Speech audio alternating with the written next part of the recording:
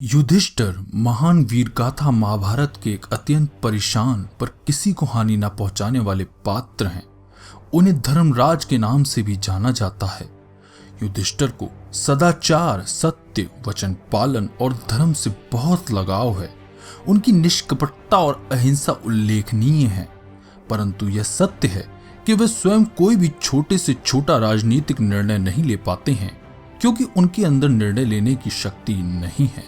वे अत्यधिक रूप से कृष्ण, अर्जुन और भीम की राय पर भरोसा करते हैं। उन्होंने एक लापरवाह व्यक्ति के समान उत्साहपूर्वक गैर जिम्मेदार खिलाड़ी जैसे बाजी लगाई और अपना संपूर्ण राज्य द्रौपदी समेत कौरवों को हार गए। फिर भी उन्हें हमारा सम्मान प्राप्त है। यह सत्य है कि हिंदू कथाओं में शकुनी का सबसे ज्यादा तिरस्कृत व्यक्तित्व है। वह गांधारी का भाई और किसी भी व्यक्ति को सिंहासन दिलाने में निपुण है। उसे धरती पर आदि समय से होने वाले सब जुआरियों का पितामह माना जाता है। उसने अपने भड़कने वाले भतीजे दुर्योधन के मन में जहर घोला और महाभारत के विनाशकारी संग्राम को बढ़ावा दिया। इस प्रकार वह कौरवों के विनाश का कारण बना। धृतराष्ट्र महाभारत का एक प्रमुख पात्र है, जिसका आत्मसम्मान बहुत कम है। वह अपने अंधे होने को एक अभिशाप मानता है, क्योंकि उसके कारण वह राज करने की योग्य नहीं है। महाभारत में दिखाया गया है कि धृतराष्ट्र को अपने भाई पांडु से बहुत ईर्ष्या है और उसे कुरुवंश को सुधारने के लिए उसकी अच्छी राय भी पसंद नहीं। धृतराष्ट्र की भावों से जुड़ी हुई यही नेत्रहीनता और सिंहासन के लोभ के कारण उसका बेटा दुर्योधन एक क्रोधी, अहंकारी और स्वार्थी व्यक्ति बना। 100 पुत्रों की मां जो अपनी आंखों पर पट्टी बांध कर रही, अपने अंधे पति की कठपुतली और एक महिला जो अपने जीवन में हर पल मरती थी, इसमें कोई संदेह नहीं है कि गांधारी महाभारत की सबसे बुद्धिमान महिला पात्र है। वह एक ऐसी महिला है जिसमें असीम प्राकृतिक शक्ति है और हमेशा धर्म का समर्थन करती है।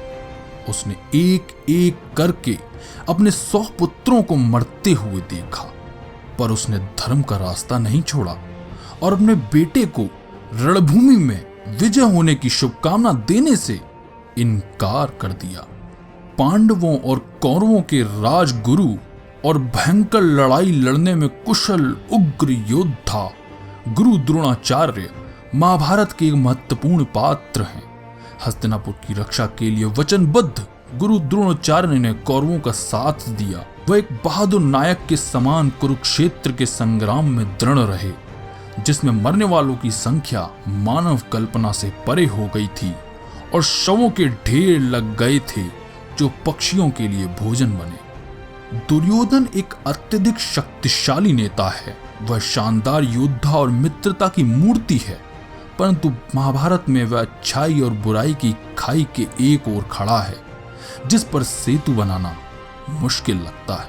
वास्तव में दुर्योधन बुराई के छोर पर ही खड़ा है, क्योंकि उसमें लालच और ईर्ष्या की प्रवृत्तियां अधिक मात्रा में है। परंतु हमें यहाँ यह स्मरण रखना चाहिए कि दुर्योधन को अतिथि सत्कार, उदारता और परोपकार के लिए भी जाना जाता था, एवं ये गुण उसे एक सच्चे क्षत्रिय के रूप में प्रकट करने के लिए पर्याप्त हैं।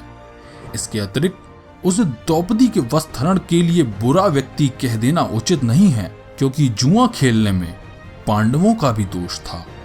एक वीर योद्धा और निपुण धनुर्धर, एक पल में अनेक तीर चलाने और सही निशाना लगाने के लिए सबसे ज्यादा जाना जाने वाला अर्जुन एक पांडव राजकुमार है और गुरु द्रोणाचार्य का परम प्रिय शिष्य भी। निष्काम कर्म के ज्ञान से संपन्न अर्जुन के पात्र से घोर नैतिक संकट के समय में क्या करना चाहिए, इसके बारे में शिक्षा मिलती है।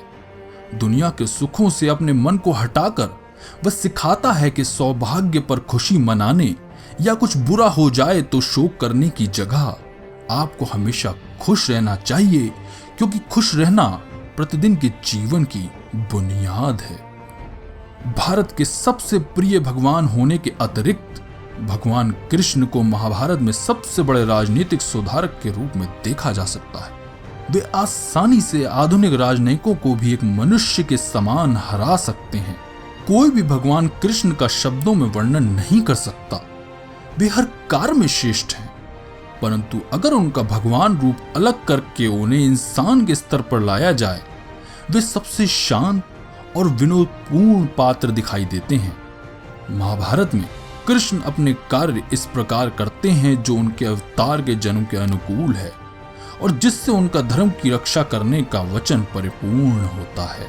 कर्ण महाभारत के एक प्रमुख पात्र हैं। वह महाभारत का एक ऐसा नायक है जिसकी महिमा का गान नहीं हुआ। वह एक अपराजय योद्धा है, जबकि जन्म से वह एक अभागा राजकुमार है। पूरी वीर गाथा में उसने यह दिखाया कि कभी हिम्मत नहीं हारनी चाहिए और उसने हिम्मत के साथ भाग्य के सब कष्ट सहे।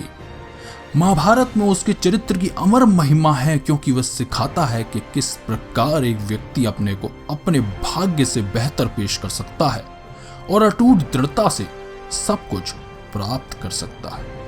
हस्तिनापुर की समृद्धि के रखवाले और एक आदर्श महान योद्धा भीष्म पितामह महाभारत के सबसे शक्तिशाली पात्र हैं।